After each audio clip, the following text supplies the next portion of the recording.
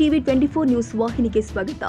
2 ತಿಂಗಳಲ್ಲಿಯೇ Belagavi super speciality ಆಸ್ಪತ್ರೆಯನ್ನು ಉದ್ಘಾಟನೆ ಮಾಡಲಾಗುತ್ತೆ ಎಂದು ವೈದ್ಯಕೀಯ ಶಿಕ್ಷಣ ಸಚಿವ ಶರಣಪ್ರಕಾಶ್ ಪಾಟೀಲ್ ಹೇಳಿದ್ದಾರೆ.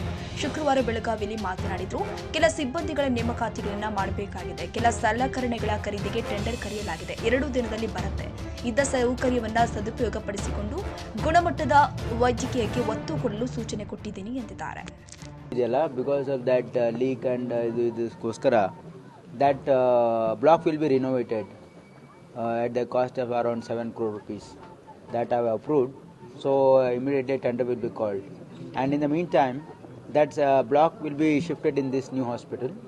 And ಇನ್ನೂ ಈ ಹಾಸ್ಪಿಟಲಲ್ಲಿ ಪೋಸ್ಟ್ ಸ್ಯಾಂಕ್ಷನ್ ಆಗಿದೆ. ನಾಳೆ ಪೋಸ್ಟ್ ಕಾಲ್ ಫಾರ್ ಮಾಡ್ತಾ ಇದ್ದಾರೆ. ಟೆಂಡ್ರು ಇಕ್ವಿಪ್ಮೆಂಟ್ಗೂ ಕರೆದಾಗಿದೆ. ಈಗ ಎಲ್ಲ ಇಕ್ವಿಪ್ಮೆಂಟು ಇನ್ಸ್ಟಾಲ್ ಆಗ್ತಾ ಇದೆ. ಇನ್ನು 2 ತಿಂಗಳಲ್ಲಿ ಹಾಸ್ಪಿಟಲನ್ನು ಇನಾಗ್ರೇಟ್ ಮಾಡ್ತಾ ಇದ್ದೀವಿ.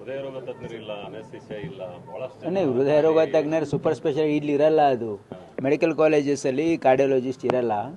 ಅದು ಸೂಪರ್ ಸ್ಪೆಷಾಲಿಟಿ ಆಸ್ಪತ್ರೆಯಲ್ಲಿ ಮಾತ್ರ ಇರ್ತಾರೆ. ಅನಸ್ತೀಸಿಯಾದಲ್ಲಿ ನಾನು ರಿವ್ಯೂ ಮಾಡಿದ್ದೀನಿ.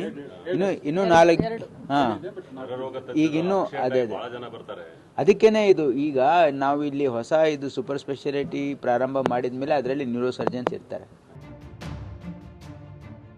ಕನ್ನಡಿಗರ ಮೆಚ್ಚಿನ ನಿಮ್ಮ ಟಿವಿ 24 ಕನ್ನಡ ನ್ಯೂಸ್ ವಾಹಿನಿ ಇದೀಗ ಟಿವಿಯಲ್ಲಿ ಲಭ್ಯ.